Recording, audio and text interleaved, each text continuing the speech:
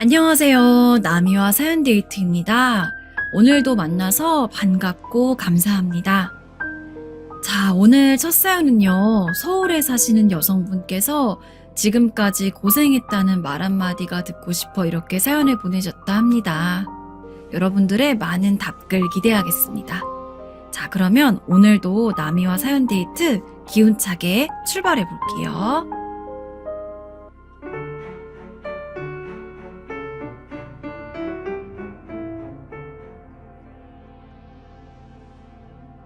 안녕하세요. 서울에 살고 있는 평범한 아줌마입니다. 제가 이런 곳에 사연을 올릴 줄은 몰랐어요. 그냥 누구에게라도 고생했다는 말 한마디가 듣고 싶어서 이렇게 사연을 보내는 것 같아요. 사연을 끝까지 들어주시고 고생했다는 말 한마디 해주실 수 있을까요? 외동딸로 한평생을 살아온 저와 달리 남편은 형제가 있었습니다. 전 사실 외로움을 많이 타는 터라 만약에 나중에 결혼을 하게 된다면 남편 될 사람은 집안이 좀 왁자지껄했으면 좋겠다는 생각을 하고 있었거든요. 제가 이 말만 하면 네가 10월들을 제대로 못 겪어봐서 그렇다고. 막상 그렇게 사람 많아가지고 명절도 아닌데 맨날 불려가서 요리하고 청소하고 해봐야 정신 차리겠느냐며 제 가족을 포함해서 온 사람들이 저를 만류했지만 그래도 세상에 그런 시댁만 있겠습니까? 결혼은 집안끼리의 결합이기도 한데 그렇게 되면 저는 시댁 식구들이랑도 가족이 되는 거잖아요. 제가 이렇게까지 가족에 대해서 목을 매다시피 생각을 하게 된 이유는 부모님의 이혼이 컸던 것 같아요. 유독 가족에 대한 정이 많았던 저는 아버지와 어머니의 이혼을 받아들이지 못했습니다. 두 분이 이혼을 한다고 하실 때 매일같이 울면서 어머니, 아버지 바짓가랑이를 잡고 떼를 썼던 기억이 생생해요. 엄마, 아빠, 이혼 안 하면 안 돼? 우리 셋이서 계속 같이 살면 안 되는 거야? 미안해, 우리 딸. 엄마로서 어쩔 수가 없다. 지금이야 두 분도 저 때문에 이혼에 대해서 진지하게 고민을 많이 했고 참다가 도저히 참을 수 없는 지경에 이르렀기 때문에 결국 이혼을 결심했다는 것을 알고 있지만 그럼에도 여전히 가끔 생각하게 되는 것 같더라고요.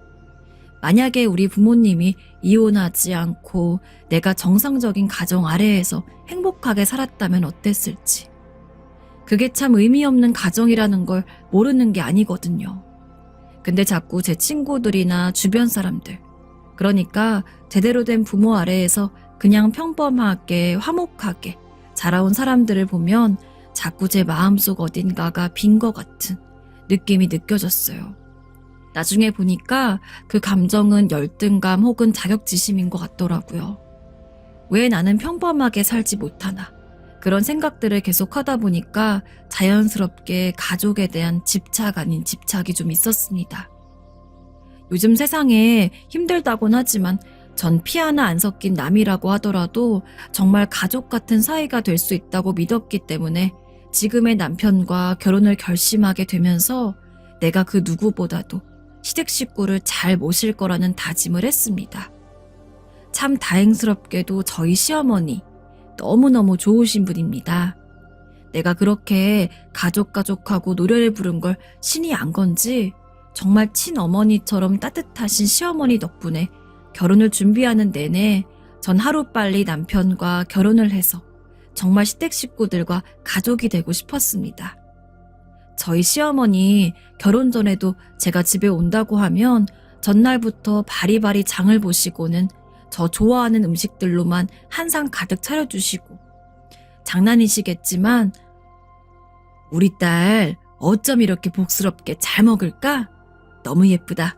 이것도 먹어라. 하면서 제 남편도 잘 안 해주는 칭찬을 마구마구 퍼부어 주시는 분입니다. 당연히 저도 시댁에 갈 때마다 시어머니 좋아하는 화분도 몇 개 사가고 가끔은 시어머니 팔짱 끼고 남편만 집에 둔 채 저희끼리 외식을 하고 올 때도 있었습니다. 어머니, 우리 남편 속상해하면 어쩌죠? 아유, 괜찮아. 걔는 나중에 차려주면 되지. 나는 우리 딸이랑 이렇게 데이트하는 게 제일 행복해. 남편의 동생, 그러니까 도련님도 일견 무뚝뚝해 보이긴 했지만 제가 올 때마다 형수님 하면서 뭐라도 챙겨주려고 하는 사람이었습니다. 저희 시아버지 되시는 분은 도련님이 아주 어렸을 때 사고로 돌아가신지라 계시지 않았는데 그 때문인지 도련님은 자기가 시어머니를 대신해서 시어머니를 지켜줘야겠다는 그런 마음이 있으신 것 같았어요. 크게 티를 내진 않았지만 평소에 기본적으로 가족을 아끼는 마음이 크고 행동을 하나 해도 가족들을 먼저 생각하는 도련님도 제 마음에 쏙 들었습니다. 그렇게 꿈에 그리던 결혼을 하고 전 남편과 함께 시댁에 자주 놀러 갔습니다. 오히려 남편이 귀찮다면서 툴툴대는 걸 제가 끌고 갈 때가 더 많았어요. 갈 때마다 시어머니도 도련님도 그 자리에서 똑같이 저희를 반겨주었어요. 그렇게 하루 두 번을 뵙고 오면 그날은 기분 좋게 잠들 수 있었어요. 그러던 어느 날 한참 남편과 자고 있던 저는 새벽에 걸려온 전화 속 시어머니의 오열에 황급히 남편과 함께 시댁에 가야 했습니다. 결혼한 지 그리 오래되지 않긴 했어도 한 번도 눈물을 보이신 적이 없는 강인한 시어머니였는데 그렇게까지 세상을 잃은 것처럼 우시는 건 처음이라 남편도 저도 최대한 속도를 밟아서 빨리 시댁에 도착하기를 바랬습니다. 무슨 일이 일어났는지 알 수는 없지만 분명히 심상치 않은 상황이 발생했다는 예감이 들었죠. 시어머니는 빨리 와달라는 말만 하고 한참을 울다가 전화를 뚝 끊으셨기 때문에 저희는 일단 시댁으로 차를 몰고 가고 있었는데 그 사이에 시어머니 핸드폰으로 다시 한번 전화가 왔습니다. 어머니, 저희 가고 있어요. 조금만 더 기다리시면. 여보세요? 여기 병원입니다. 어머님께서 지금 제대로 상황을 설명하기 힘들어 보이는지라 제가 대신 전화를 걸었습니다. 이곳으로 오시면 될 것 같아요. 갑자기 병원이라니. 도저히 상상도 되지 않는 상황에 저와 남편은 일단 문자로 찍힌 주소로 향했습니다. 헐레벌떡 뛰어들어가니 시어머니는 바닥에 철푸덕 주저앉아서 사람들이 다 쳐다볼 정도로 눈물을 흘리고 있었고 그런 시어머니 앞에는 머리끝까지 천으로 뒤덮인 사람이 있었습니다. 분명 얼굴 하나 보이지 않는데 순간 그 모습을 보자마자 소름이 쫙 돋았습니다. 설마 어머님 아니죠?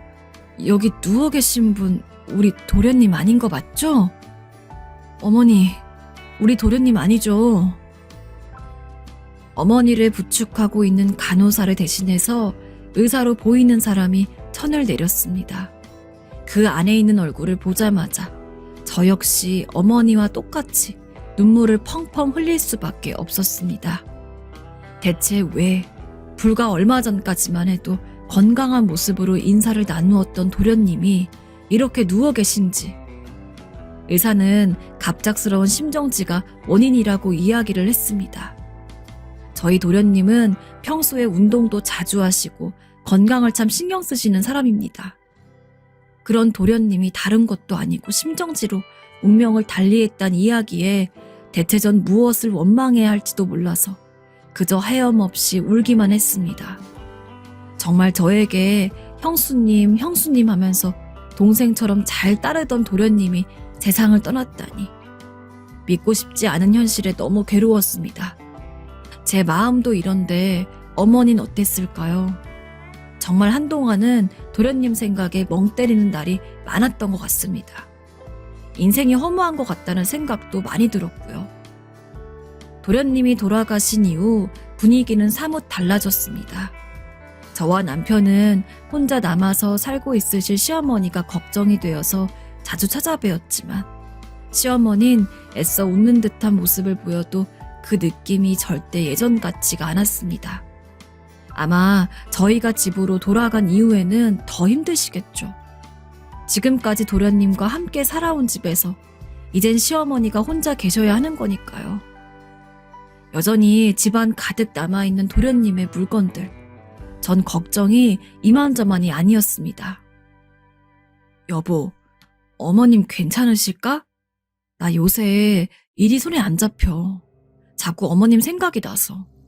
시간 날 때마다 어머님을 뵈러 간다곤 해도 우리도 바쁠 때가 있고 그런데 그럴 때면 어머님 혼자서 대체 어떤 마음이실지 너무 상상되고 걱정되고 괜히 죄책감도 들고 그래. 나도 그래. 하지만 우리 엄마, 아버지 돌아가셨을 때도 꿋꿋이 버티신 분이야. 그러니까 시간이 좀 지나면 아주 괜찮아지진 않는다고 하더라도 분명히 지금보다는 나아지실 거야. 그때까지 우리가 많이 신경 써드리면 되지. 남편도 아마 저만큼, 아니 저보다 더 많이 불안했을 겁니다. 저야 시어머니라곤 하지만 남편은 당장 본인 어머니의 일이었으니까요. 그런 남편이 희망적으로 이야기하니까 저도 불안하면서도 한편으론 내가 알던 시어머니라면 잘 이겨내실 수 있을 거라는 그런 믿음이 조금 생겼습니다. 하지만 시어머니는 갈수록 상황이 좋아지지 않았습니다. 단순히 슬퍼하시고 혹은 우울해하시는 문제가 아니었어요. 마치 치매라도 걸리신 마냥 평소와는 달리 작은 것들을 깜빡 잊곤 하셨습니다. 아이고, 이게 여기 있었네? 왜 까먹었지? 나도 나이가 먹긴 먹었나 보다. 원래 보이지 않으시던 모습이라 걱정이 되긴 했지만 그래도 원래 연세가 좀 있으신 분들은 건망증이 어느 정도는 있으니까 저희 시어머니도 그냥 건망증 증세를 보이는 거라고 그렇게 가볍게 생각하고 넘어갔습니다. 그러나 어느 날 저녁에 경찰서에서 걸려온 전화를 한 통 받고 저와 남편은 이 문제가 생각보다 심각하다는 것을 깨달았습니다. 김옥래 씨 보호자 되십니까? 여기 경찰서인데 김옥래 씨가 자기 집을 모르겠다고 하시면서 경찰서에 들어오셔가지고요. 핸드폰을 확인해보니 최근에 이 번호로 연락을 많이 한 것 같아 전화를 드렸습니다. 혹시 보호자가 맞으시면 빨리 모시러 오셔야 할 것 같아요. 먹던 밥도 내팽개치고 바로 차를 몰고 경찰서로 향했습니다. 그런데 시어머니는 저희 얼굴을 보면서도 그저 멀뚱멀뚱 눈을 뜨고 쳐다보기만 했습니다. 마치 낯선 사람을 보는 것처럼요. 대체 이게 무슨 일인가 싶어서 어머님, 저예요. 저 어머님 며느리. 라고 이야기를 했지만 시어머니는 아무런 대꾸도 하지 않았습니다. 그나마 시간이 좀 지나니 남편 얼굴은 알아보겠는지 남편 옷자락을 붙잡더군요. 빨리 집에 가자는 것처럼요. 일단 경찰에게 보호자임을 확인받은 다음에 어머님을 모시고 집으로 향했습니다. 그리고 그날은 어머님이 걱정이 되어서 저와 남편 모두 시댁에서 자고 왔어요. 마음 같아서는 매일 있고 싶었지만 시댁과 저희 집 거리가 좀 있었으며 저희 둘 다 일이 바쁜 상황이었기 때문에 시어머니에게만 매달릴 수가 없었습니다. 어머님, 일단 저희 갈게요. 혹시 무슨 일 있으시면 꼭 전화하셔야 돼요. 어머님은 여전히 저에게 아무 말도 하지 않았지만 전 그렇게라도 당부를 하지 않고서는 불안해서 견딜 수가 없었습니다. 그렇게 떨어지지 않는 발걸음을 떼어 집으로 향한 뒤 한 며칠간은 잠잠했습니다. 그러나 또 며칠이 지나자마자 이전과 같은 경찰서에서 전화가 왔습니다. 김옥래 씨가 또 경찰서에 오셔서요. 심지어 그렇게 2번으로 끝나지도 않았습니다. 어떤 때는 시어머니 집에서 꽤 떨어진 경찰서에서 연락이 오기도 했어요. 시어머니가 직접 경찰서에 들린 게 아니라 지나가던 행인이 시어머니 모습이 이상한 걸 발견하고 신고를 해서 경찰서에 연락이 오는 경우도 있었습니다. 대체 무슨 행동을 하고 다니시길래 신고가 오나 싶어서 경찰에게 자세히 물어봤는데 그 내용이 너무 충격적이었습니다. 행인분 말로는 김옥래 씨가 갑자기 자기를 붙잡고서 우리 아들 봤냐고 묻고 우리 아들이 잘생겼다느니 아들을 만나보지 않겠냐느니 하면서 횡설수설 이야기를 했다고 하더라고요. 남편을 봐도 아무 반응을 보이지 않는 시어머니였기에 어머님이 이야기하는 아들은 돌아가신 도련님을 말하는 것이 틀림없었습니다. 그걸 깨닫고 나니까 참 마음이 먹먹하고 착잡하더군요.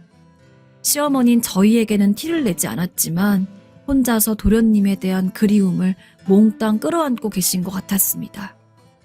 저희는 그 길로 시어머니를 병원에 모시고 가서 진료를 받고 꼬박꼬박 정신과 약을 타서 시어머니가 드시는 것을 확인했습니다.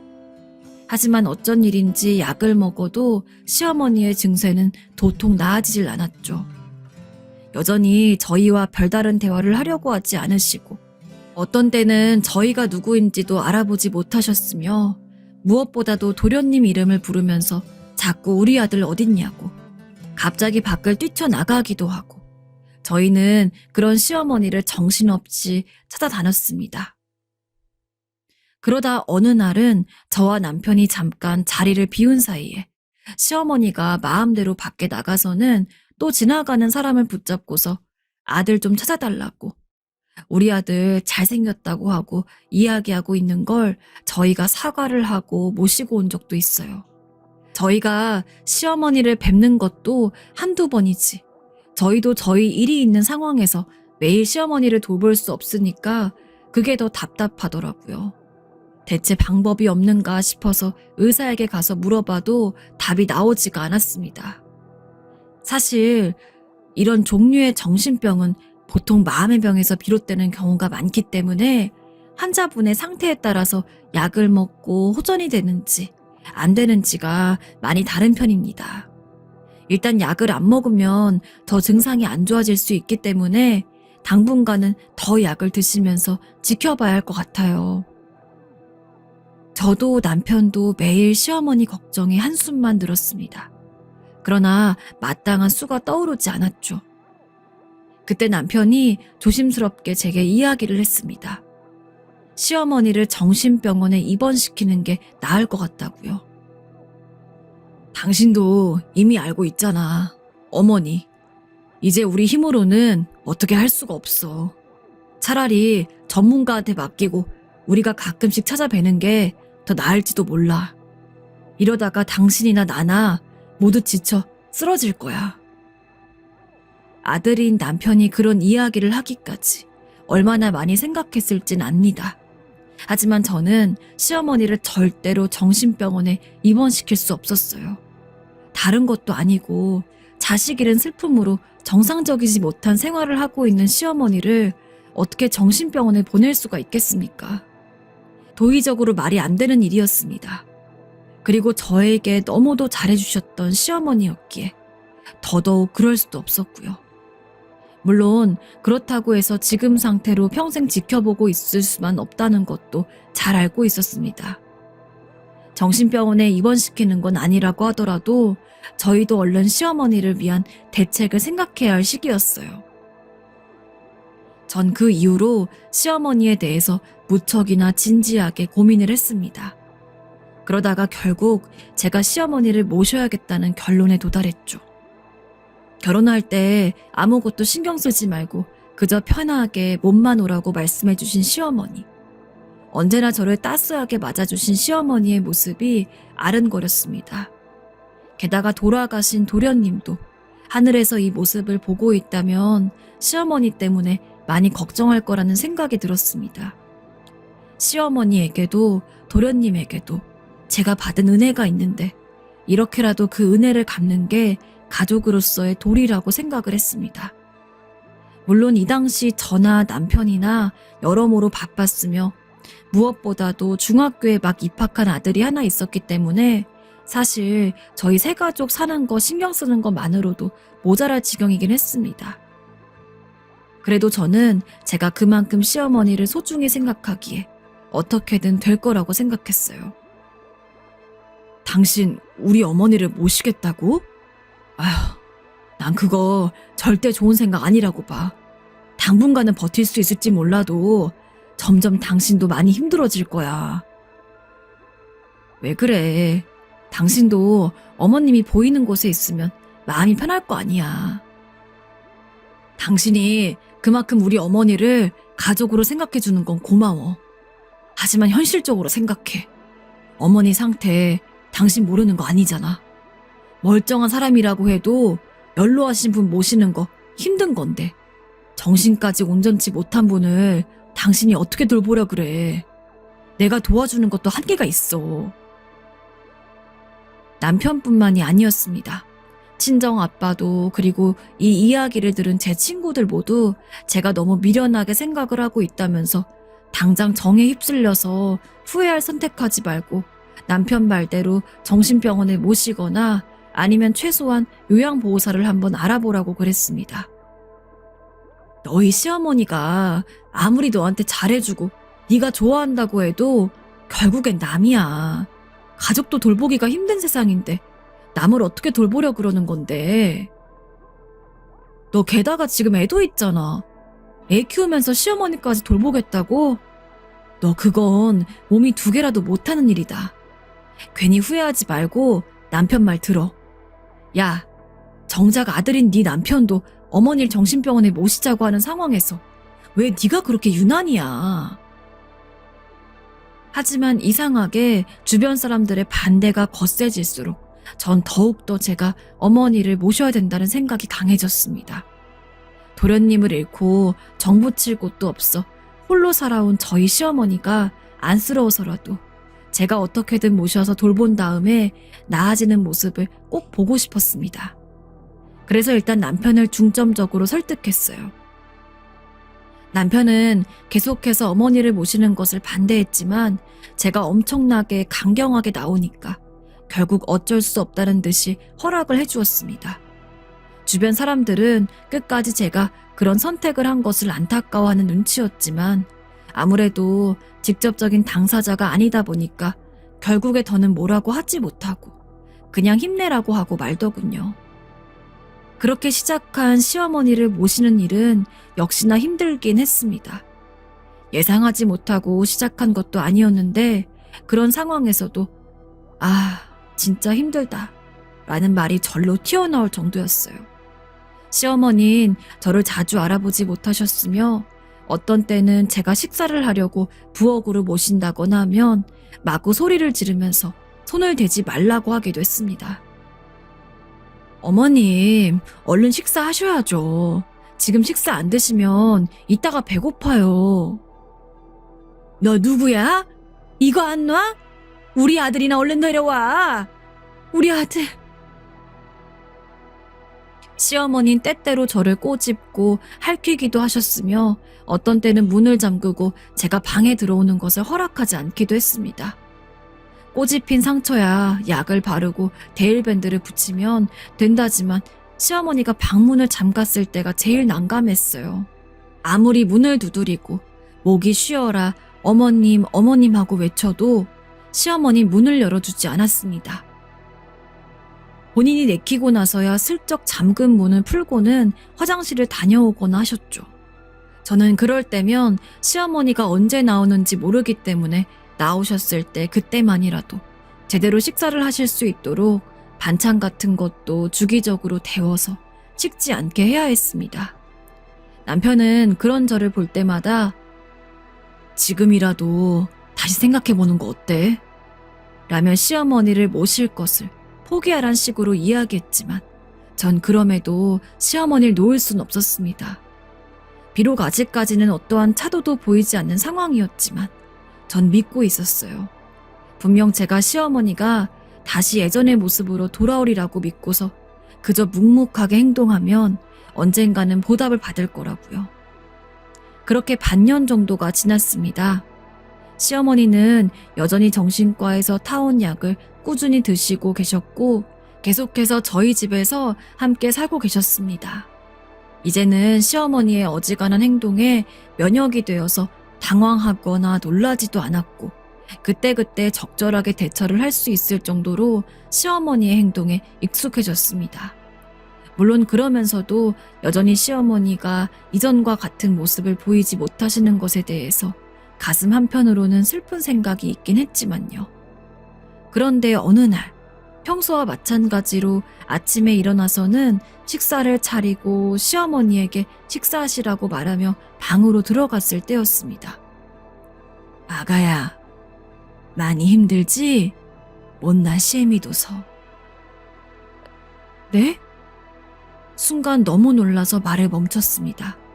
이전엔 제가 들어가도 멀뚱멀뚱 쳐다만 보고 있거나 아니면 화를 내고 싫어하시기 바빴던 시어머니가 너무도 오랜만에 또렷한 눈빛으로 저를 보고 계셨습니다.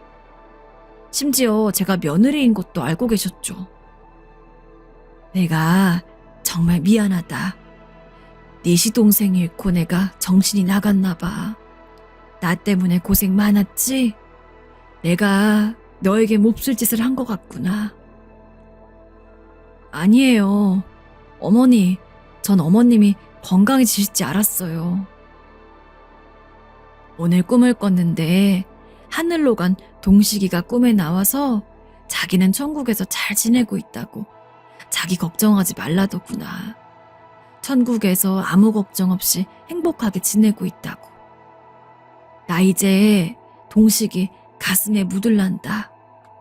하늘에 간 녀석이 행복하다는데 어미로서 그거면 된 거 아니겠니? 어머니, 동식이 어린 시절이 자꾸 떠올랐어. 아장아장 걸을 때부터 친구와 싸우고 코피 터져서 들어왔던 일. 벌 받을 때 한쪽 벽에서 손들고 서 있었던 동식이 얼굴이 자꾸 생각이 났어. 근데 이제 다 내려놓고 동식이 걱정 안 할란다. 우리 동식이는 씩씩하니까 천국에서도 잘 살아갈 게다. 시어머니는 놀라울 정도로 말을 또박또박 하시고 눈빛이 살아있다는 걸 느낄 수 있었습니다. 그 눈빛, 글로는 설명하기 힘들지만 항상 초점이 흐릿한 상태에서 허공을 바라보셨는데, 저 말을 하실 때는 제 눈을 똑바로 쳐다보고 또렷한 눈빛을 보내주셨거든요. 그때는 어머니가 언제 정신을 잃을지 모른다고, 잠깐 돌아온 것 뿐이라고 생각했지만 희망이 보였어요. 다시 건강해질 수 있다고요. 그리고 몇 번 오락가락 하신 적은 있지만 놀라울 정도로 시어머니의 상태가 점점 호전이 되었어요. 남편 또한 시시각각 변해가는 시어머니의 모습에 매일같이 놀랄 정도였습니다. 이제 시어머니는 남편을 온전히 아들로 알아보고 있었고, 저 또한 아주 가끔을 빼고는 며느리인 걸 알고 계셨어요. 예전처럼 저를 꼬집고 할퀴는 일도 아예 없었고, 조금씩 있지만 일상적인 대화까지 가능하게 되었습니다. 하루가 다르게 정상적으로 변해가는 시어머니의 모습에 저희는 시어머니와 함께 살게 된 지 약 1년 정도 되었을 때 다시 한번 병원을 찾았습니다. 이미 그때 사실상 시어머니는 정상인과 똑같은 상황이었어요. 저도 의사 일을 오래 했지만 이런 경우는 정말 처음 보네요. 기적이 일어난 거나 다름없다고 생각합니다. 이제 더 이상 약은 안 드셔도 괜찮을 것 같아요. 완벽한 완치 판정이었습니다. 이미 어느 정도 예상은 하고 있었다만 직접 의사 입으로 그런 이야기를 들으니까 저도 모르게 눈물이 줄줄 나더군요. 시어머니도 본인의 정신이 온전치 못했을 때 제가 집에서 시어머니를 모시겠다고 한 것에 대해서 너무나 고마워하고 감사해 하셨습니다. 하지만 사실 저는 그동안 시어머니가 제게 잘해준 것에 대해서 보답을 했을 뿐이었거든요. 그래서 시어머니가 감사할 일은 아니라고 생각을 했어요. 참고로 지금 시어머니는 완전 정상이지만 여전히 저희와 함께 살고 계십니다. 전 이제 시어머니 없이는 집이 적적해서 남편이랑 아들 셋이서는 조금 허전할 것 같고, 그게 아니라고 하더라도 시어머니가 다시 혼자 그 외로운 집에 들어가서 살게 하고 싶지 않았습니다. 비록 도련님은 돌아가셨지만 그래도 시어머니에겐 남편이 있고, 그리고 저도 있잖아요. 제 아들도 처음엔 조금 할머니란 존재가 낯설어서 아주 달가워하지 않았지만 이젠 시어머니가 손주인 제 아들한테 너무 잘해주니까 아들도 할머니가 최고라면서 다니고 있습니다. 앞으로도 평생 이렇게 저희 가족이랑 시어머니랑 넷이서 오순도순 함께 살고 싶어요. 자, 두 번째 사연입니다. 두 번째 사연자님은 현재 일상에 많은 어려움을 겪고 계십니다. 숨을 쉴 수 없을 정도로 괴롭다고 하시는데요. 어떻게 하면 좋을지 조언을 구하고 계십니다. 여러분들의 댓글이 큰 힘이 될 거라 믿습니다. 그러면 먼저 한번 이야기 들어볼게요. 원래 사람은 믿으면 안 되고 기대를 줄여야 한다는데 전 그게 잘 안 되는 걸까요? 친구들은 네가 아직도 사람에게 덜 당해서 그런다고 하는데 인간관계는 진짜 사람을 피곤하게 만드는 것 같아요. 그럭저럭 저는 친구들 복은 있는 것 같지만 가족은 솔직히 잘 모르겠어요. 가족의 형태란 것도 사실 다양하잖아요. 남이었다가 가족이 된 배우자 같은 케이스도 있고 아주 먼 거리에 살면서 잘 안 보는 사촌과 같은 가족들도 있고 말이에요. 전 최근에 있었던 일로 충격이 너무 심해서 한동안 거식증에 걸렸고 먹는 것들을 내내 토하기만 했었답니다. 그럴 만한 사건이 있었거든요. 초반에 아무렇지 않게 이모로부터 사촌동생을 부탁받았어요. 언니, 오랜만이야. 사실 서울 와서 만날 사람도 없고 허전했는데 언니가 있다고 하니까 너무 좋더라고. 그래서 엄마한테 언니 만나고 싶다고 졸랐어. 그랬구나. 잘했어. 서울 생활은 어때? 사촌동생은 저와 나이 차이가 9살 정도 나는데 어릴 때도 워낙 둘이 텀이 크다 보니 자주 만나진 않았어요. 오랜만에 보니 어엿한 어른이 된 느낌이 나서 신기하기도 하고 이모를 닮아서 예쁜 얼굴을 하고 있어 참 보기 좋더라고요. 몇 마디 말도 많이 안 해봤어서 좀 어색하긴 했지만 지방에 살다가 서울 와서 이렇게 사촌 언니인 저를 의지하려고 하는데 저도 약간 애틋해지더라고요. 저 역시 언니만 있고 동생은 없다 보니 제 밑으로 한참 아래인 사촌 동생에게 왠지 마음이 갔어요. 얘 역시 저를 엄청 잘 따랐고 말이에요. 그렇게 나름 그래도 핏줄이라서 그런지 저도 가까이 사는 사촌 동생네 집에 자주 들리게 되었고 인테리어 소품을 사러 간다고 하거나 장을 본다거나 하면 같이 따라가서 골라주기도 하고 먹거리를 함께 사서 나누기도 하는 등 사이좋게 잘 지냈어요. 몇 번 저희 집에 불러서 같이 밥도 먹고 말이에요. 그럴 때마다 사촌 동생은 언니가 있어서 외롭지 않고 좋다 하며 든든하다고 했어요. 다행히 남편 역시 본인과 띠동갑 버린 사촌 처제에게 무척 잘해주었답니다.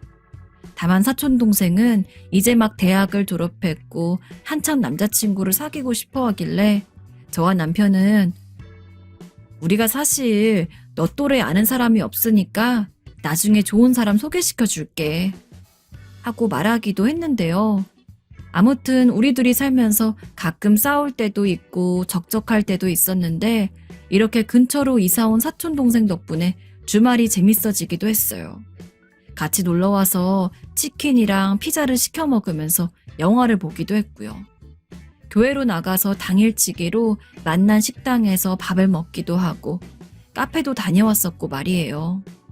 이렇게 추억도 쌓이고 재밌게 보내기를 거의 6개월 정도 되었고 완전히 같은 동네 주민처럼 지내게 되었어요. 이모도 너 덕분에 얘가 서울에서 적응을 잘해서 너무 다행이다. 사실 대학 나와서 취업도 서울 쪽에서 해야 하는데 많이 걱정했거든. 너무 고맙다. 이모가 용돈 줄 테니 써라. 하고 절 챙겨주시기도 했어요. 그렇게 이모도 저에게 무척 잘해주셨기 때문에 저 역시 사촌 동생을 잘 챙겨주고 싶은 마음이 들었답니다. 그리고 여기서 정착을 잘해서 좋은 사람도 만나고 결혼하는 것까지 볼 수 있으면 왠지 제 임무를 다했다는 느낌이 들 것 같더라고요. 마침 저희 동네 가까이에는 남편 회사 후배분 2명 정도가 자취를 하고 있었는데요. 둘 다 30대 초반이고 인상도 좋으셨던 분들이라 남편에게 괜히 얘기를 꺼내보고 싶더라고요. 그래서 제가 말을 꺼냈고 남편도 늘 처제도 좋은 사람 만나야 한다고 했었기 때문에 당연히 거들어줄 거라고 생각했어요. 근데 좀 반응이 이상하더라고요. 여보, 그 역 근처에 영민 씨 산다고 하지 않았어? 그리고 전에 지원 씨도 저번에 여기서 본 분 맞지? 둘 다 한창 때인 것 같은데 혹시 여자친구 있나? 우리 미나 소개시켜주면 너무 좋을 것 같은데 말이야.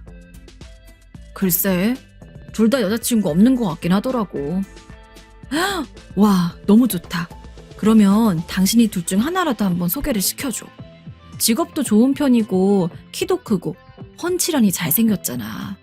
미나도 외모로는 어디 가서 빠지지 않고 말이야. 연애라도 해보게 당신이 주선 좀 해줘. 이 말이 떨어지자마자 남편이 보인 반응에 전 순간 말문이 막혀버렸어요.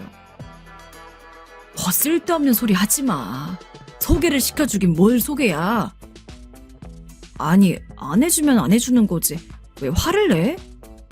당신이 쓰잘데기 없는 소리라니까 그렇지. 괜히 사람 잘못 소개시켜주면 내 입장도 이상해진다고. 정말 괜히 좀 뻘쭘하더라고요. 이게 뭐가 그리 화낼 일인지 이해가 가지 않았어요. 내 사촌 동생이 자기 회사 후배들 쟁쟁한 스펙이나 외모로 볼 때 뭔가 밀린다고 생각해서 그러는 건가 싶어서 괜히 기분이 나쁘더라고요. 하지만 이런 얘기를 굳이 한 번 더 하고 싶진 않아서 넘기게 되었는데 이때의 남편 반응은 이후에도 여전히 저를 불편하게 했어요. 왜냐면 오랜만에 이모가 집에 오시기로 해서 사촌 동생과 남편과 저 셋이서 같이 차로 마트에 다녀오던 길이었는데요. 그날 마트에서 남편 회사 후배 지환 씨를 마주치게 되었거든요. 오자마자 여기서 마주칠지 몰랐네요. 하며 반갑게 인사를 하시길래 우리도 인사를 했는데 남편이 연신 인상을 쓰더라고요. 오랜만에 만났으니 차라도 한 잔 사려고 했더니 남편이 극구 말리는 게 아니겠어요? 오늘은 그냥 가자고. 이모님 오신다고 하지 않았어? 빨리 다녀오자고. 사람 재촉할 땐 언제고 무슨 차를 마시자고 하는 거야? 알겠어. 그래도 그렇지. 무슨 그렇게 신경질을. 생각해보니 제가 빨리 갔다 와야 한다고 했지만 그렇게 지환 씨나 제 사촌 동생이 있는 앞에서 저한테 짜증을 내는 걸 보니까 좀 무안하더라고요. 여러모로 기분이 나쁘긴 했지만 저 혼자 있는 자리도 아니고 해서 일일이 티를 낼 수도 없고 그냥 그날 꼭 참고 돌아오게 되었어요. 그렇게 음식을 해서 이모와 만나게 먹고 다 같이 좋은 시간을 보낸 뒤 집에 돌아왔지만 전 여전히 남편을 향해 기분이 풀리지가 않더라고요. 한동안 냉전 중이라 말도 잘 안 하게 되었고 둘이 분위기가 이렇다 보니까 자주 놀러오던 사촌 동생을 집으로 부르기도 좀 그래서 잠깐 연락도 멈추게 되었어요. 그런데 마침 동생도 바쁜 일이 있었는지 이쯤 연락이 없더라고요. 그러다 어느 날 남편이 저한테 먼저 말을 걸더라고요. 처제는 요즘 왜 안 놀러 오는 거야? 당신이랑 연락 잘 안 해? 뭐 바쁜가 보지. 근데 그건 왜? 지난주에 지나가다 보니까 처제가 가보고 싶다던 그 빵집이 드디어 공사가 끝났더라고. 그래서 한번 전화를 해봤는데 안 받길래. 나름 자기 딴엔 저랑 약간 어색하기도 한 분위기를 풀어보려고 이렇게 제 동생을 챙겨주는 것 같아서 은근 고맙더라고요. 게다가 얘가 지나가듯 했던 얘기를 기억해주고 저렇게 신경 써줬다는 게 좀 뭉클하기도 해서 괜히 자기네 회사 직원들과 비교해가며 얘를 무시하나 했던 마음이 싹 풀렸어요. 그리고 다시 남편과 무난하게 지내게 되었고요. 이렇게 분위기가 좋아졌으니 다시 편안한 상태로 사촌동생을 불러 같이 밥이라도 먹으려고 했는데요. 진짜 바쁘긴 한 건지 계속 한동안 얼굴 보기 힘들겠다고 하더라고요. 언니, 미안해. 내가 요즘 회사가 너무 바빠서. 나중에 놀러 갈게. 사촌동생은 정말 어지간히 정신없는 하루를 보내고 있는 것 같았어요.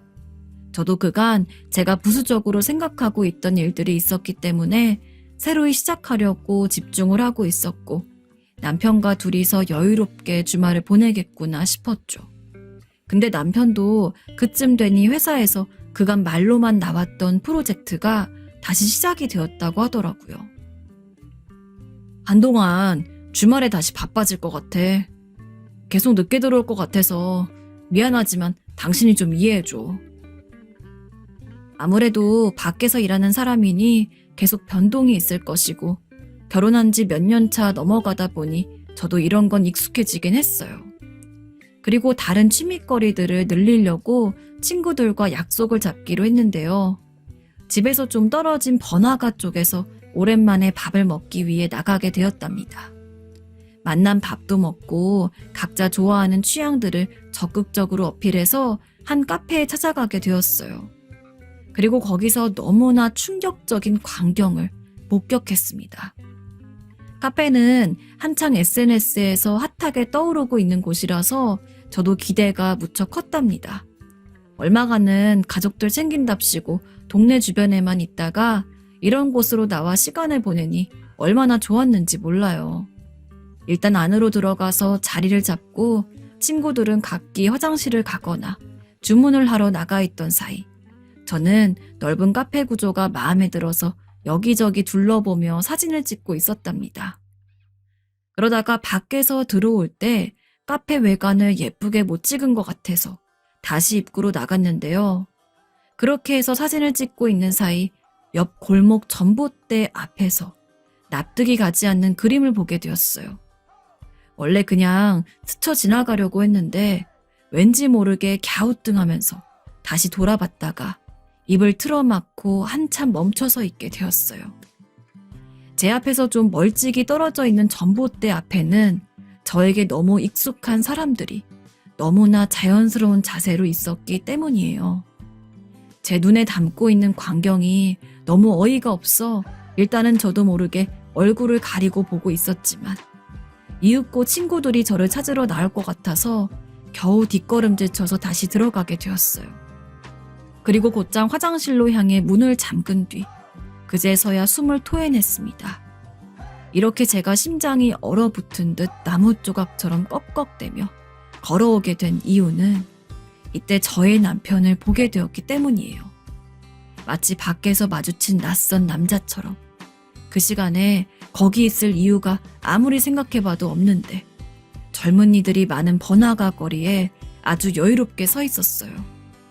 아침에 제가 골라줬던 옷을 입고 말이에요. 그리고 더 충격적이었던 건 그 옆에 팔짱을 끼고 있는 여자까지 있었다는 겁니다. 무려 그 여자는 제 사촌 동생이었다는 것이고요. 요 얼마간 바쁘다고 연락이 되지 않았던 사촌 동생이 왜 거기서 제 남편의 팔을 잡고 애교를 부리듯 실랑이를 벌이고 있는 건지, 제 남편은 왜 어쩔 줄 몰라 하는 연애초 남자처럼 벌개진 얼굴로 사촌 동생을 바라보고 있는 것일까요?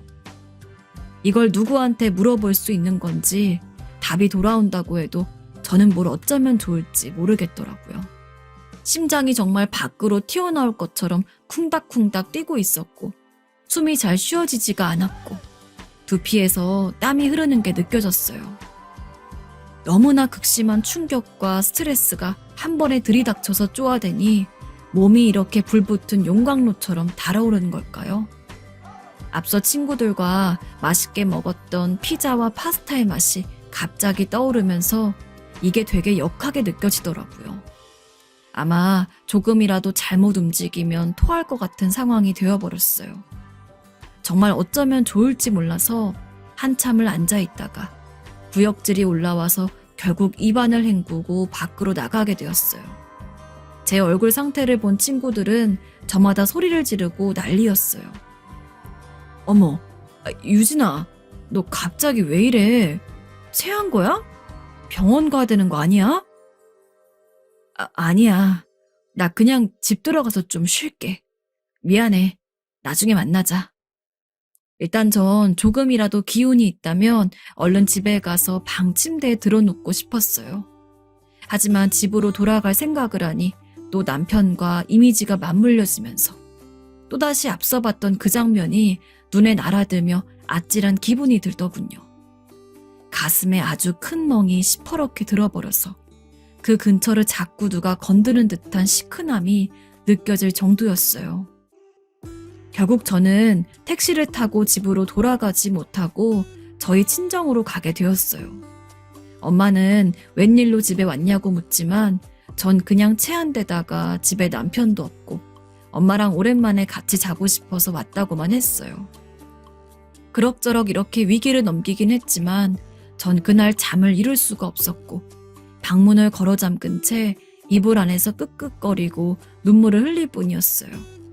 아무리 몇 번을 생각해도 제 남편과 사촌동생이 맞았거든요.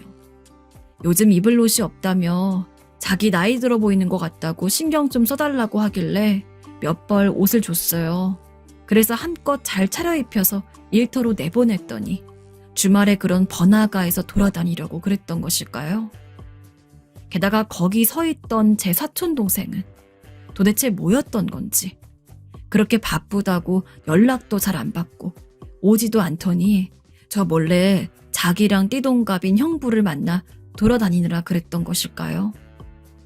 도대체 어디서부터 잘못된 건지 내가 너무 바보처럼 셋이서 어울려 다니며 양쪽 모두에게 곁을 주었던 건지 알 수가 없더라고요. 남편과는 그렇게 짧지도 길지도 않은 연애를 했고 최근에 많이 다툴 때도 있었지만 그래도 우리 안에 충분히 신뢰가 있다고 생각했어요. 사촌 동생도 성인이 되어서 제대로 보게 되긴 했지만 함께 지내면서 들여다보면 볼수록 애가 참 착하고 순수하다는 느낌이 강했고요. 그 둘 사이에 남자와 여자 같은 감정이 자랄 거라고는 정말 상상도 하지 못했다고요. 그런데 아무리 봐도 그날의 그 둘은 아무것도 모르는 사람이 볼 때 약간 나이 차가 나는 커플로 보여질 정도였어요. 그렇게 보였다는 감상을 떠올리는 것조차 저에겐 정말 그 어떤 고문보다 혹독하게 느껴졌고 이제 와서 하나씩 다 생각을 해보니 남편 회사 후배를 소개시켜 주잔 말에 그렇게 화를 내던 모습도 그들을 생각한 게 아니라 본인이 싫어서 그랬던 것 같더라고요. 제 사촌 동생에게 흑심을 품고 있는데 딴 남자를 소개시켜 주자고 하니 그 말을 하는 저에게 그렇게 짜증을 부렸었나 봐요. 제가 너무 예민하게 생각하나 싶었지만 사실상 진짜로 이렇게 퍼즐이 맞춰지는데 뭘 어쩌겠나요. 실제로 남편은 이때 기이할 정도로 저에게 짜증을 냈고 소개 얘기 좀 작작하라며 나중에 화까지 냈었거든요. 이러다 보니 정말 못 견디게 혐오감이 일어나는데 그런 와중에 남편에게 도착한 문자를 보니 진짜 미쳐버릴 것 같았어요. 자기야, 나 이제 일 다 끝냈어. 집으로 들어가는 길이야. 뭐 맛있는 거 사갈까? 이 문자를 보자마자 속에서 갑자기 역함이 느껴지는데 저도 모르게 웽웽거리면서 핸드폰을 이불 위로 집어 던졌어요. 옆방에서 주무시던 엄마는 문을 살짝 열어보셨다가 놀라서 제 등을 세차게 두드렸고 대체 왜 그러냐? 그렇게 많이 아프면 응급차를 부르자고 성화였어요. 엄마 얼굴과 엄마의 품냄새를 맡고 나니 갑자기 다 서럽고 눈물이 치밀어 오르면서 저는 결국 모든 사실을 다 토해내게 되었어요. 엄마, 있잖아. 나 죽을 것 같아. 왜? 갑자기 그게 무슨 말이야? 너 무슨 일 있어? 엄마, 내 남편이 사촌동생 미나랑 미칠 것 같아 나. 어떻게 하면 좋아? 엄마는 제가 전하는 내용을 듣는 내내 연신 눈을 신호등 마냥 깜빡거리면서 흥분을 주체하지 못하셨고 제 얘기가 다 끝나자마자 도대체 어떻게 대꾸를 해야 할지 몰라 황당해하시는 것 같았어요. 결국 그 길로 이모에게 전화를 걸으셨고 글쎄 할 말 있으니까 당장 올라와. 아무것도 더 묻지 말고 빨리 올라와. 왜냐니? 묻지 말라고. 나 지금 돌아버리기 일보 직전이니까. 하며 괴성을 지르셨어요.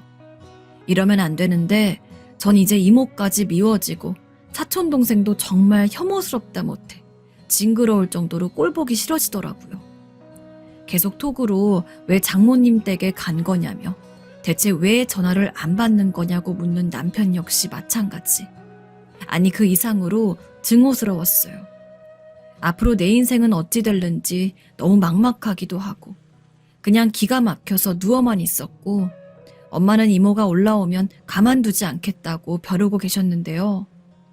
이윽고 다음날 오전 지옥 같은 시간을 겨우 견디고 있는 중에 이모가 저희 집으로 오셨고 문을 열자마자 고성이 오가면서 뭔가 일이 터진 것 같아 겨우 이불을 추스르고 나가보았어요. 엄마는 집에 들어서는 이모 뺨을 다짜고짜 때리면서 대체 애교육을 어떻게 시켜먹은 거냐고 왕왕 소리를 지르고 계시더라고요. 저도 온몸에 기력이 빠져서 어쩔 힘도 없었지만 일단은 말려야 했어요. 이모는 황당한 얼굴로 뺨을 부여잡고 눈에 이미 눈물이 그런 고인 상태로 현관에 서 계셨고요. 어찌 되었건 안으로 모시게 되어 얘기를 나누게 되었답니다. 계속 씩씩거리는 엄마에게 자초지종을 다 듣게 되면 이모가 대체 뭐라고 하려나 싶어 저는 진짜 다 짜증이 나 있었는데 말을 이어가려던 엄마를 대뜸 이모가 막아서는 겁니다. 언니, 그만하고 내 얘기 좀 들어. 나 다 알고 있어. 그러니까 내 얘기 좀 들으라고. 뭐? 네가 뭔 할 말이 있어. 입 당장 쳐닫고 잘못했다고 빌기나 해. 내가 당장 미나 잡아서 머리 다 뽑아버리기 전에.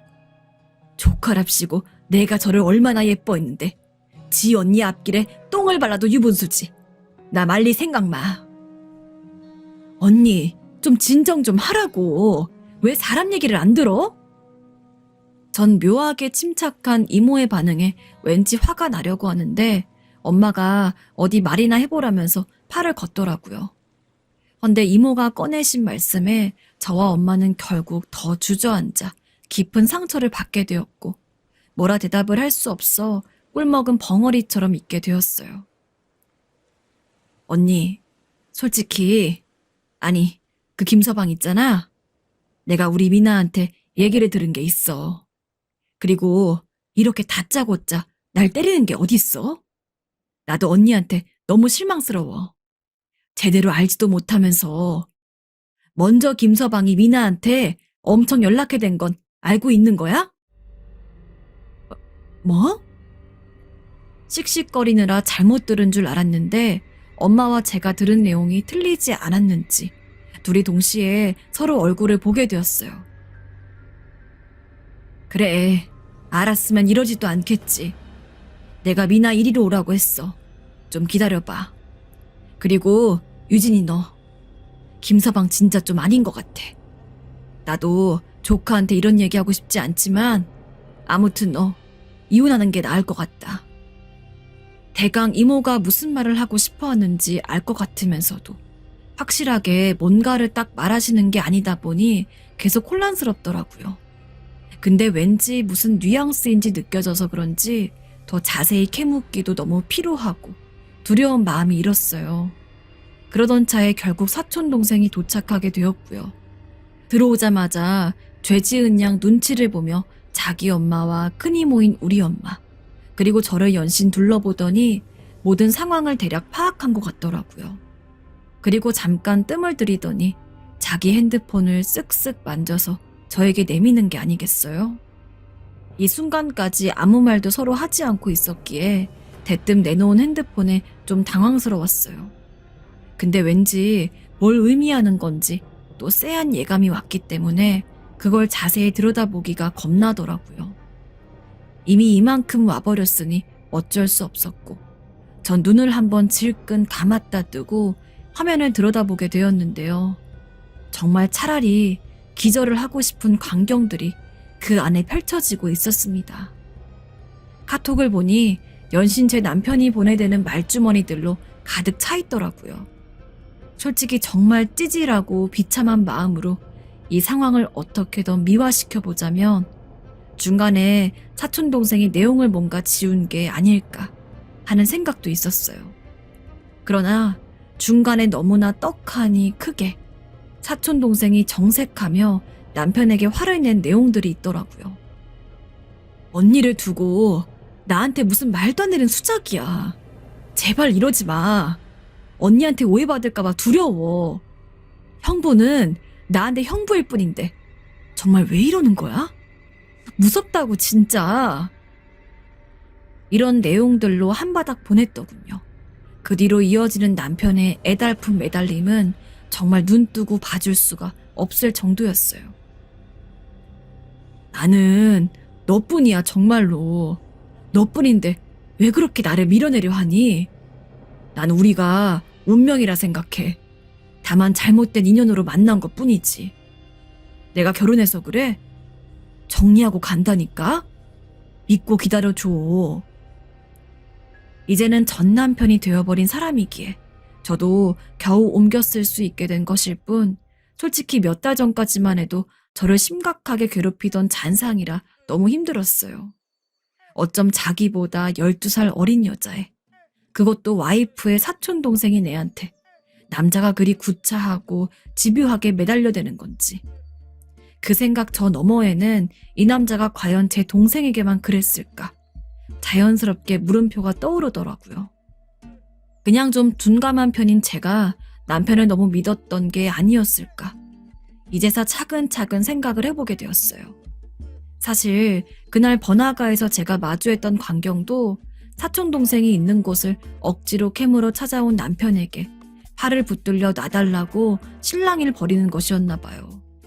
이번에 한 번만 만나주면 더는 질척거리지 않겠다고 하니 어쩔 수 없이 있는 곳을 가르쳐줬던 것 같아요. 솔직히 말해서 나에게 자꾸 집착하는 형부가 무섭기도 하고, 그때 한 번만 만나주면 다시 안 그러겠다고 했거든. 그래서 만날 수밖에 없었어. 미안해. 언니 진작 언니한테 다 말할걸. 털어놓을걸. 내가 미련했어. 언니를 볼 낯이 없어서 그렇게 셋이 만나는 걸 피한 건데. 게다가 사촌동생은 이때 스트레스가 너무 심해서 약도 먹고 있었다고 하는 거예요. 이모한테 상담을 하면서 저 몰래 이사갈 준비까지 하고 있었다는 사촌동생 얘기를 들으니 그냥 마냥 다 면목이었고 미안하고 죽고 싶은 기분이 들더군요. 수치스러움의 끝이 도대체 어디까지 바닥을 치고 있는 건지 가늠이 안 될 정도로 너무나 비참했어요. 마치 한바탕 크게 천둥번개가 치고 가버린 듯 숙연해진 친정 거실에서 우리 넷은 그냥 그렇게 쫄딱 비 맞은 사람들처럼 멍하니 있었고요. 이후로 사촌동생은 계획했던 대로 서둘러 이사를 가게 되었고, 전 모든 내용들을 증거로 남편에게 제출하고 이혼 절차를 밟았어요. 너 같은 쓰레기랑 상종하고 싶지 않으니 당장 도장 찍어. 나도 피차 일반이야. 너랑은 끝내고 싶었어. 너 밥맛이었다고. 서로 원했기 때문에 빠르게 끝나게 되었고, 솔직히 너무 허무하고 어이가 없더라고요. 우리가 그간 보냈던 시간들 못지않게 배신감과 혐오감이 말도 못하게 컸고, 사촌동생이 입은 상처들을 생각하니 어쩔 줄 몰라서 저 역시 웬만한 정신으론 잠이 들 수 없었는데요. 차라리 이때 이 정도의 상처에 잠겨 있을 수 있었던 것도 사치였던 것 같아요. 제 남편은 제가 알고 있고 생각했던 그 이상의 인간 말종이었더라고요. 저와의 관계를 그렇게 무자르듯 끊어버린 것도 어이가 없어서 잠이 안 오는데, 아예 완전히 정을 떼다 못해 질려서 도망가게 만들 정도로 역겨운 짓을 하는 겁니다. 바로 제 사촌동생에게 정말 집요하게 집착을 해대면서 계속 연락을 하고 이사간 곳을 알아낸 척하면서 계속 떠보고 있다는 거예요. 도저히 견딜 수가 없어 울음을 터뜨리며 말을 하는 모습을 보니 정말 손이 달달 떨렸어요. 언니, 정말 나 요즘 잠도 못 자. 어떡하면 좋아? 그 인간 정말 미친 거 아니야? 걱정하지 마. 언니가 알아서 할게.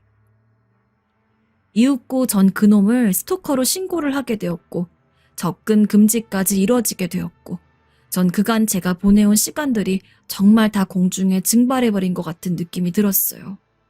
게다가 저에게 정말 잘해주셨던 이모, 저를 믿고 딸을 맡겼다가 딸도 이상한 꼴을 당한 데다가 본인 큰언니에게 뺨까지 얻어맞으신 상황들을 생각하니 그냥 제 모든 게 다 싫어지려고 해요. 경찰에 스토커로 신고하고 할 일을 다 하긴 했지만 동생은 아직도 겁에 질려 있다는 얘기를 들으니 저는 좀처럼 일상으로 회복하기가 힘들어집니다. 왜 잘못은 그 사람이 했고 이렇게 가슴에 칼부림을 해놨는데 여전히 아프고 괴로운 건 저와 사촌동생이 되어야 하는 걸까요? 이혼을 한 것만으로도 너무나 큰 충격이고 상처인데 이후로 그의 행보는 정말 저를 더욱 미치게 하고 있습니다. 전 어떻게 해야 숨통이 좀 트일 수 있는 걸까요? 방법을 아시는 분들은 도움 좀 주셨으면 좋겠어요. 네, 마지막 사연입니다. 여러분, 도박이 얼마나 무섭고 끊기 어려운지 아시죠? 마지막 사연자님은 이와 관련된 일로 가정에 큰 풍파를 겪으셨다고 합니다. 끝까지 들어주시기를 부탁드리겠습니다. 그럼 이야기 들려드릴게요. 저와 친정엄마 사이는 그럭저럭 무난한 편이긴 해요. 다른 친구들을 보면 시어머니랑도 안 좋지만 친정엄마와의 사이도 나빠서 고민이 많더라고요. 전 그런 것은 아니었고 잘 지내왔는데 요 근래에 정말 아찔한 일이 있어서 다시 생각이 많아지네요. 저도 딸이 있지만 나중에 노년의 모녀가 잘 지내려면 서로 많이 노력해야겠더라고요. 저희 엄마는 본래 성격이 많이 밝으신 편이고 약간 무뚝뚝한 저에 비해 말도 많고 되게 활달한 분이세요.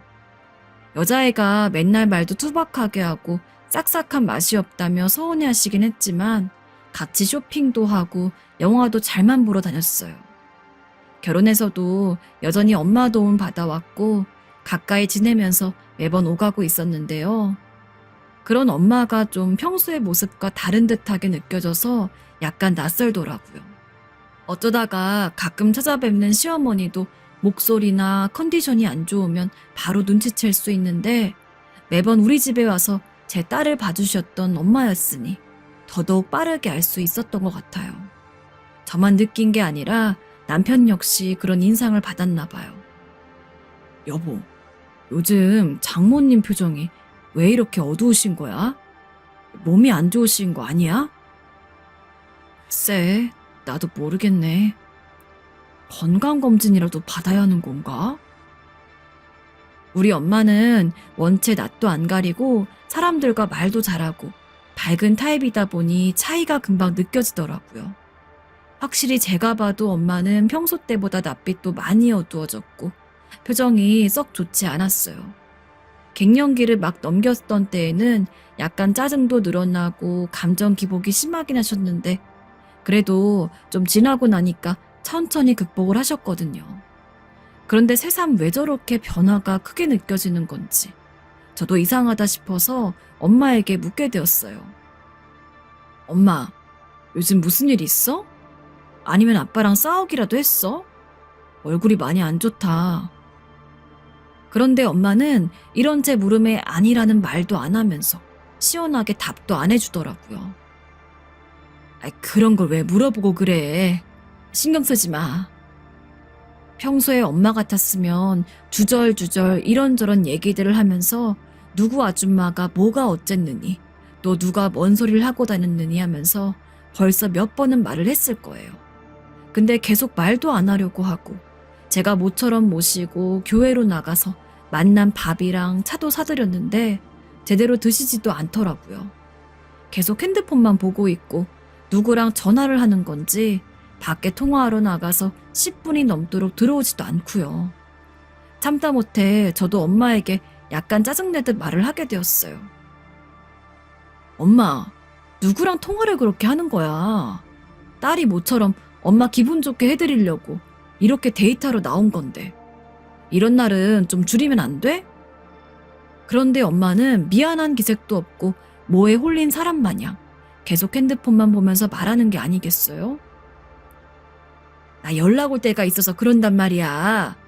그러게 누가 이런 데 데려다 달랬어? 네가 마음대로 오자고 해놓고 왜 짜증이야? 짜증은 누가 누구에게 내고 있는지 모르겠는데 말이에요. 아무래도 엄마의 이런 모습이 너무 이상해서 결국 아빠한테까지 전화를 하게 되었어요. 근데 이런 모습이 집에서도 똑같았나 봐요. 갈수록 저는 뭔가 상황이 이상하게 돌아가고 있다는 생각이 들었어요. 아빠, 엄마 요즘 왜 저러는 거야? 나 오늘 진짜 기분 제대로 상했어. 아빠는 제 말을 듣더니 당연하다는 반응을 하시는데 이걸 대체 어떻게 대처해야 할지 답이 안 나오더군요. 네 엄마 요즘 내가 봐도 영 아니야. 밥도 먹는 둥 마는 둥 하고 내내 핸드폰만 붙잡고 산다. 하다 못 봐주겠어서 내가 어제는 바람이라도 피우는 거냐고 했더니 벌컥 화를 내지 뭐야. 이거 뭐 쫓아다니면서 감시라도 해야 되는 건지 원. 물론 그런 일은 아니겠지만 말이다. 엄마는 평소에 핸드폰을 그렇게 많이 보는 사람도 아니고 외려 제가 맨날 쇼핑이니 SNS니 한다고 들여다본다며 불만이 많았던 분이거든요. 요즘 사람들 뭘 그렇게 폰만 붙잡고 사냐며 사람들끼리 정도 없고 바보 취급하는 것 같다고 되게 야단을 쳤었어요. 그래놓고 본인이 그렇게 잘 때도 핸드폰만 만지다가 자고 약속 있다면서 매번 집을 비운다는 거예요. 얼마 전엔 이모들이랑 당일치기 여행을 간다면서 새벽같이 나갔고 밤늦게 다 되어서 돌아왔는데 그때도 좀 수상했다는 겁니다. 이쯤 되니까 엄마랑 진지하게 여자 대 여자로 말을 해봐야겠더라고요. 제가 들어봐도 아빠가 얘기해준 최근의 엄마 모습은 뭔가 정상적이지 않았어요. 혹시나 하는 마음으로 큰이모와 작은이모한테 전화를 해보았는데 듣고 너무 어이가 없어서 전화를 쉽게 못 끊겠더라고요. 내가 요즘 얼마나 바쁜데 할 일 없이 너네 엄마랑 여행을 가겠어. 니네 엄마 무슨 일 있는 거야? 그러니까 엄마랑 여행을 안 갔다는 거죠? 아무리 생각해도 쎄한 느낌이 들었지만 일단 이모들과 아빠에겐 대강 둘러대면서 엄마가 요즘 뭐 우울한 일이 있나 보다. 기분 전환을 해야 해서 그런 걸 거라며 마무리 지었어요. 하지만 집으로 돌아와서 전 머리가 꽤 아팠고 결국 엄마를 불러내어 따로 물어보게 되었답니다. 엄마, 요즘 왜 그래? 아빠랑 이모들한테도 거짓말하고 자꾸 밖으로 돌아다니는 것 같은데 무슨 일 있으면 나한테 미리 말 좀 해줘. 적어도 딸은 제대로 알고 있어야 하잖아. 숨기는 거 있어? 엄마는 한창 성가시단 표정으로 들어와서 앉아 있으셨다가 제가 이런 말까지 하니 갑자기 한숨을 폭폭 쉬면서 하늘을 한참 쳐다보시더라고요. 전 무슨 말이 나오건 간에 이해를 해야 하고 절대 엄마한테 화를 내면 안 된다는 생각을 계속 되새기면서 엄청나게 긴장해 있었어요. 계속 뜸을 들이던 엄마가 겨우 입을 열었는데 제가 상상했던 것보다 더 황당한 내용이라 너무 어이가 없더라고요. 그럼 지영이 네가 돈 좀 얼마 빌려줄 수 있어? 엄마가 어떻게든 갚을 테니까 조금만 도와줘라. 응? 난데없이 돈 얘기를 꺼내셨는데 표정을 보니까 장난으로 그러는 것 같지도 않았어요. 확실히 엄마가 갖고 있는 고민의 근원이 돈인 것처럼 느껴지긴 하더라고요. 웬 돈? 얼마나? 당황해서 눈을 부릅뜨고 계속 묻는 저에게 이쯤 말했으면 더 이상 숨길 수가 없다고 생각한 건지 결국 토로하시더라고요.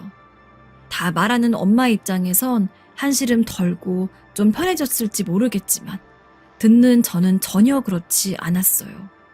그 어두운 표정으로 한숨을 폭폭 쉬고 다니던 게 고스란히 저에게 넘어온 셈이 되어버렸거든요. 아무리 생각해도 금액이 도저히 실감이 나지 않아서 굳이 한 번 더 물어보게 되었습니다. 3천만 원이라니. 엄마, 그런 돈이 갑자기 왜 필요한 거야? 그게 말하면 뚝 떨어진 돈도 아니고. 대체 무슨 일인데? 그게 얼른 속 시원하게 얘기해봐. 그래야 내가 돈을 빌려주든 말든 하지. 얼른.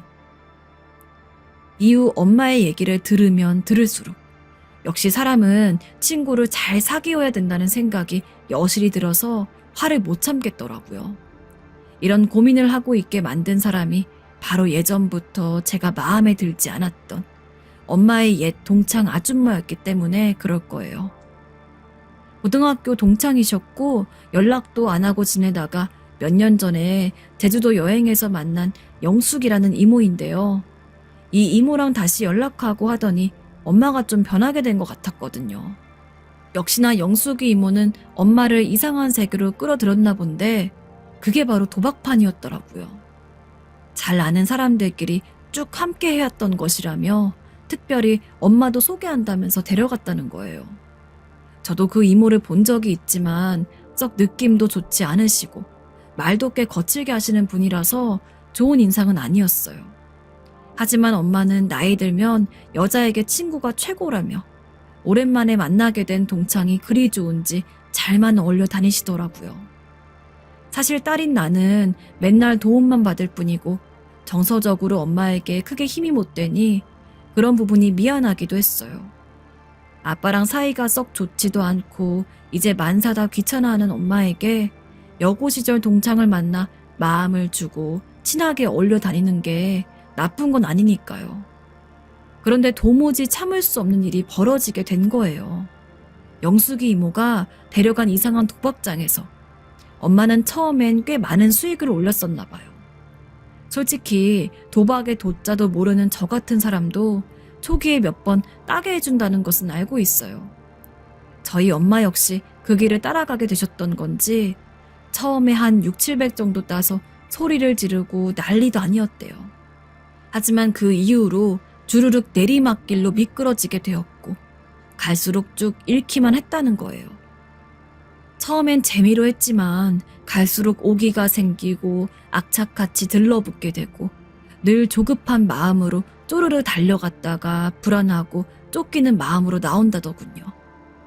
엄마는 할머니께서 나눠주신 유산이 아주 쬐끔 있었고 나름의 비상금으로 해서 갖고 있는 돈이 총 7천만 원 정도 되었나 봐요. 이렇게 엄마가 구체적인 숫자를 갑자기 꺼내는 걸 보니 왠지 머리가 어지러워지면서 견딜 수 없이 불안한 예감이 닥쳐오기 시작했는데요. 엄마는 딱 거기에 적중한 대답을 해버리고 말았어요. 그게 아휴 그 돈을 다 잃게 되어버렸어. 나 어떡하면 좋아. 어떡하면 좋니 지영아. 요즘 정말 살맛이 안 난다. 내가 진짜 무슨 미친 짓을 한 건지. 한숨을 푹푹 쉬는 엄마의 모습을 보면서 그나마 다행이라고 느꼈던 건 이게 아빠랑 연관된 돈은 아니었기 때문이에요. 만약에 아빠랑 같이 모았던 노후 자금이라든지 적금 같은 걸 건드린 거라면 가뜩이나 환갑을 넘기시고 매일같이 으르렁거리고 싸우시기만 하는 관계가 더 악화될 게 뻔했으니까요.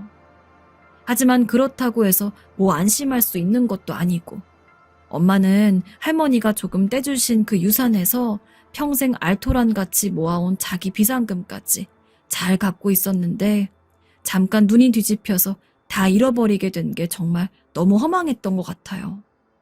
결국 끝내 눈물을 보이며 스스로가 너무 한심하다고 하는 모습을 보니 어디에다 화를 내야 할지 모르겠더라고요.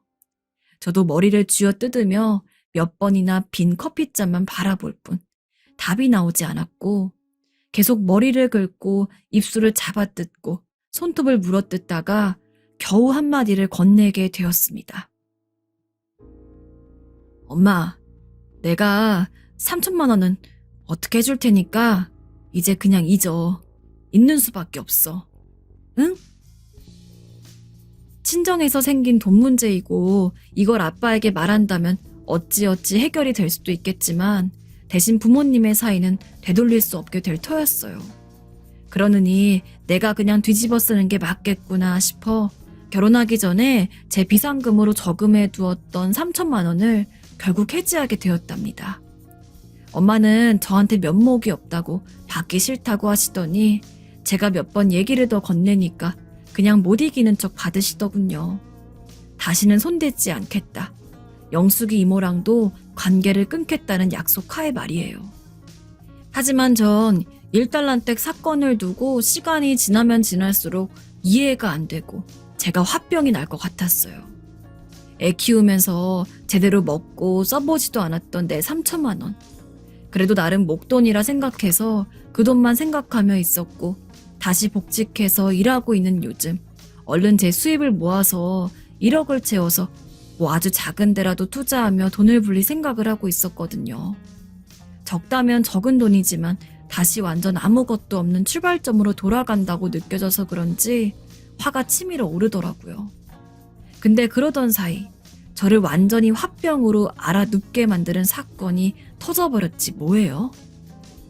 한동안 엄마랑 연락 안 하고 얼마간은 좀 텀을 두고 볼 생각이었는데 갑작스레 걸려온 아빠의 전화를 보니 또 체한 듯이 기분이 좋지 않았어요. 뭔 일인가 싶어 받았는데 듣자마자 쎄한 예감이 아주 강하게 밀려왔어요. 지영아, 니네 엄마 또 이모들이랑 여행 간다며 나갔는데 네가 좀 확인 좀 해봐라. 한동안 안 그러나 싶더니 또 나갔지 뭐야? 내가 최영들한테 전화해서 일일이 물어보기도 그렇고 혹시 거짓말이면 진짜 가만 놔두지 않을 생각이다. 네가 얼른 전화 좀 해봐. 뭐? 또? 아무리 생각해도 이건 엄마가 아빠를 또 속이고 도박판에 뛰어든 게 분명했어요. 왜 그때 돈을 갚아주면서 직접 그 장소에 가보고 주변 사람들 연락처라도 다 받아두고 영숙이 이모한테도 한마디 할 것을 그냥 넘어갔을까 후회되더라고요. 사실 그런다고 해도 엄마 본인이 도박 쪽을 잊지 못하면 아무 소용이 없겠지만요. 결국 제가 씩씩거리며 전화를 걸었더니 제 전화여서 그런지 엄마가 받긴 하더라고요. 엄마, 미쳤어? 지금 또 도박하러 갔지? 진짜 왜 이러는 거야? 딸 쓰러지는 거 보고 싶어? 하지만 엄마의 대답을 듣고 너무 어지러워서 진짜 실제로 소파에 주저앉고 말았어요. 아휴, 그럼 어떡해. 영숙이가 이번엔 진짜래서 내가 너한테 돈도 빨리 갚아주고 싶어서 아휴, 그런 건데 이번에 또 이렇단 말이야. 안 나오는 대출 힘들게 받아서 했는데 차라리 그걸로 너한테 갚기나 할걸. 뭐라고? 정말 기절할 지경이었습니다. 엄마는 저에게 3천만 원을 받아서 갖고 있었는데 아무래도 잃은 돈 7천만 원 생각이 계속 났었나 봅니다. 그 돈을 갖고 가서 다시 되찾고 저에게도 갚을 야무진 꿈을 갖고 계셨나 봐요.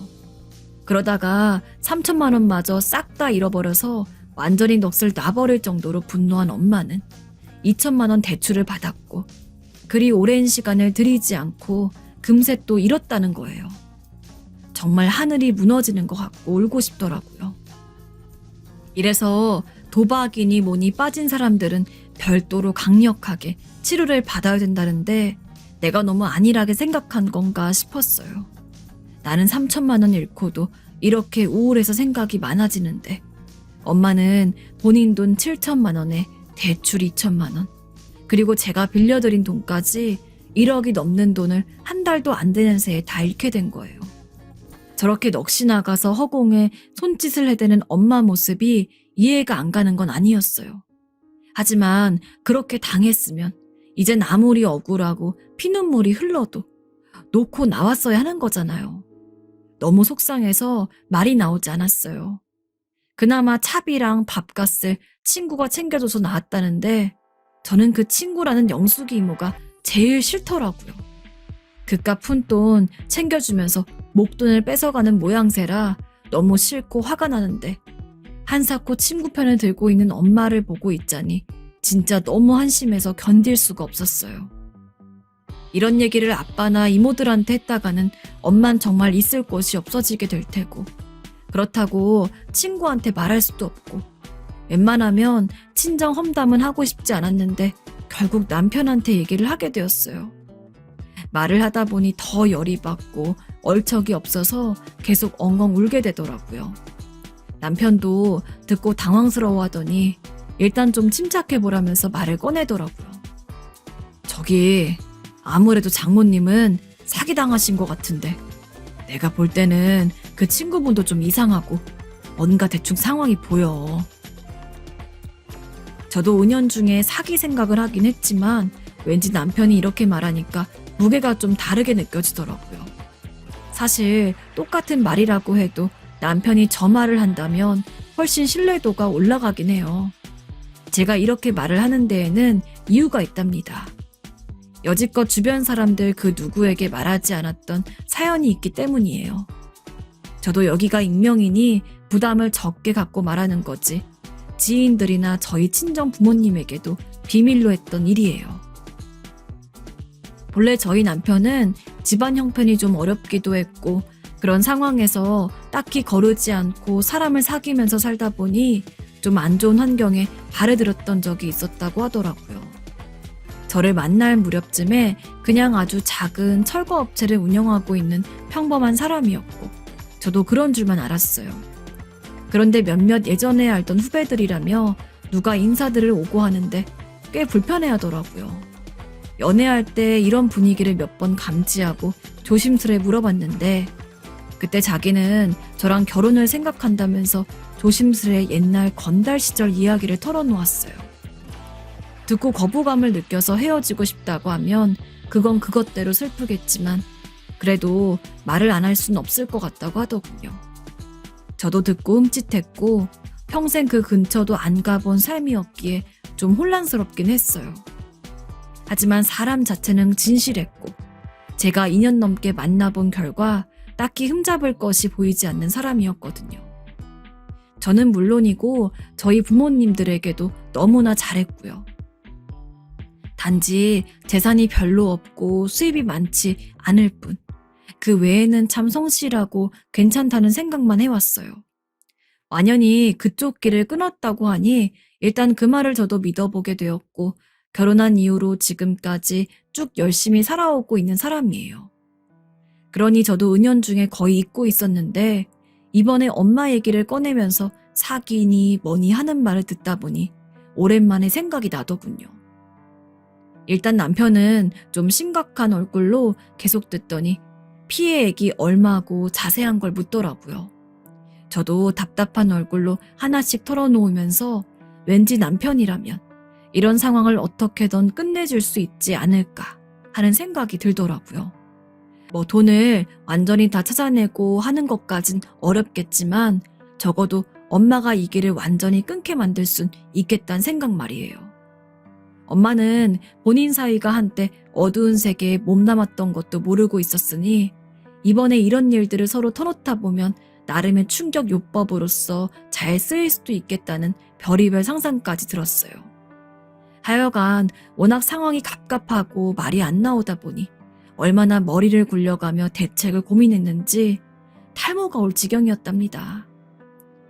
남편은 결국 저희 엄마께 저에게 다 들었다는 사실을 오픈하게 되었고, 나름 수치스러워서 피하는 엄마에게 이것저것 상황들을 물어본 것 같아요. 남편은 본인도 나름 알아보겠다고 하더니 그쪽 일을 하는 동생들 중 다른 사업을 하며 여지껏 연락되어 있는 관계가 있어 도움을 받을 수 있었답니다. 그분들 덕에 엄마가 갔던 도박판과 비슷한 곳들의 정보를 몇 개 들을 수가 있었어요. 솔직히 저는 무슨 얘기인지 하나도 모르겠고 그냥 사실 게임장 같은 곳인 줄 알았더니 완전 체계적이고 무서운 곳이더라고요. 그런 곳으로 꿰어낸 영숙이 이모도 사실 그쪽 일을 하다가 우리 엄마 같은 사람에게 사기친 것 같아서 짜증이 밀려왔고요. 엄마 전화도 안 받고 도박장에 가야만 그렇게 환영하고 만나준다고 하니까 보통 얄미운 게 아니었어요. 전 이렇게 무디로 드러난 모양만 듣고 화를 내고 있었으나 남편은 꽤 많은 것을 고민하고 계획을 세우는 것 같더라고요. 저희 엄마에게 다시 한번 가서 그냥 우연히 친분이 있는 관계인 것처럼 둘이 그 판에 들어가자고 하는 거예요. 좀 당황스러워서 다른 방법은 없냐고 했지만 이것만큼 구실로 잡을 만한 건 없다고 하더라고요. 엄마도 그 판에 한이 맺혀있긴 매한가지였기 때문에 한사코 말리는 저를 놔두고 다시 그곳에 들어가게 되었습니다. 엄마, 여기야? 응, 들어가 보자. 그리고 정말 미안하다. 니네 둘에게는 내가 면목이 없어. 장모님, 일단 그런 말씀 마시고 들어가요. 가보니 영 을씨년스러운 건물에 오가는 사람들 느낌도 안 좋고 무섭고 엄마는 어쩌자고 이런 곳까지 다녔던 건지 답답하기만 했어요. 남편은 며칠 다니면서 증거를 확보해야 된다면서 조그만 카메라까지 갖고 들어갔더라고요. 솔직히 이런 쪽 일들은 알고 싶지도 않고 근처에 가고 싶지도 않았는데 상황이 일이 되었으니까 어떡하겠나요. 내 이런 상황들이 아무리 기가 막힌다고 한들 뭔가 조금이라도 숨구멍을 틀 만한 방법이 있다고 하면 어떻게든 해보는 수밖에 없었어요. 그렇게 남편은 며칠 엄마랑 드나들었고 저는 그새 또 불만이 폭발하기 직전인 아빠를 설득하느라 몇 번이나 둘러대게 되었답니다. 아빠, 엄마 그냥 기분 전환 시켜드리려고 우리 가족들이랑 엄마 모시고 같이 나온 거야. 엄마가 요즘 영 우울한 것 같아서. 다음에 아빠도 같이 가자. 응? 그리고 남편은 그 며칠 도박판에 들어가서 같이 도박을 하던 중 영숙이 이모 질이 참 안 좋은 사람 같다며 저희 엄마께도 이제 더 이상 그분이랑 연락을 하지 않으셨으면 좋겠다고 경고하더군요. 그분 정말 무서운 사람일 수도 있어요. 알겠네. 자네 말이 맞아. 이젠 완전히 연을 끊을게. 엄마도 이쯤까지 상황이 이어진 데다가 사위에 몰랐던 과거 인생도 얼떨결에 알게 되고 하니 여러모로 머리가 복잡했던 모양이에요. 다시는 이런 쪽에 얽히기 싫다며 인연을 끊겠다고 하더군요. 이후로 남편은 꽤나 크게 일을 벌이게 되었는데 전 그 자리에 가지 않았고 오롯이 남편과 아는 동생들, 그쪽 지인들끼리 한 일이라서 듣고 상당히 놀라게 되었어요. 아는 사람들 건너 묻다 보니 웬만한 정보를 꿰어내게 되었는지 그 도박판을 관리하고 있는 사람까지 알아내게 된 모양이더라고요. 아직도 어두운 일을 하고 있다는 그쪽 사람들 몇 명을 대동하고 다 같이 들어가서 꽤나 강경하게 일을 처리한 것 같았어요. 자세한 얘기는 저에게 해주지 않았지만요. 결국 남편이 찍어뒀던 영상이며 뭐며 다 풀면서 고성이 오가고 뚜껑을 열어보게 되었는데 그쪽 타짜로서 이름을 날리는 사람이 판에 들어와서 사기를 치고 있었다는 걸 알게 되었어요. 예상은 하고 있었지만 역시나 영숙이 이모도 한패였고 이걸 다 밝혀서 벗겨내버린 우리 남편을 보며 질린다는 듯 도망갔더군요. 그래도 욕은 어지간히 먹었다고 하니 그걸로 그나마 위로를 해야 할까 봐요. 이렇게 복잡한 상황에 말려 들어간 남편도 며칠 골치 아파했지만 그래도 한 2주 정도 지나자 그간 잃었던 돈들과 이자까지 받아올 수 있었답니다. 다시 되돌려받고도 실감이 나지 않아서 저도 좀 황당해했고 이 소식을 전해들은 엄마도 상당히 놀래 있는 상태였어요. 당연히 되찾길 원하긴 했으나 그걸 되찾을 수 있으리라 상상을 못했기 때문일 거예요. 저도 그중 엄마께 빌려드렸던 3천만 원을 다시 받게 되었고 진짜 심장을 그대로 밖에 떨어뜨렸다가 겨우 다시 주섬주섬 집어넣고 꿰매어 며칠 지난 듯한 기분이 되었답니다. 정말 2번 다신 이런 일을 겪으면 안 될 것 같아요. 엄마 본인이 자초한 일이긴 하지만 전 3천만 원을 빌려주고 나서도 제가 갖고 있던 비상금 전 재산이 홀랑 사라졌기에 맨날 우울하고 마음이 가라앉았거든요. 엄마는 그보다 좀 더 액수가 있었고 돌아가신 할머니가 준 돈에 딸이 빌려준 돈까지 죄다 잃어버렸으니 진짜 살고 싶지 않을 정도로 좌절했던 것 같아요. 이후로 저도 어마어마하게 엄마한테 잔소리를 하고 있고 매일 전화며 톡으로 엄마의 행방을 감시하고 있어요. 이 모든 게 아빠에게 말하지 않겠다는 조건으로 행하고 있는 일이긴 한데 엄마도 일단은 이번에 일을 겪고 한층 더 나이가 들어버리신 듯 하더라고요. 스트레스며 충격으로 인해서 흰머리도 팍 새시고 앞머리 쪽은 거의 다 숭숭 빠져버리셨어요.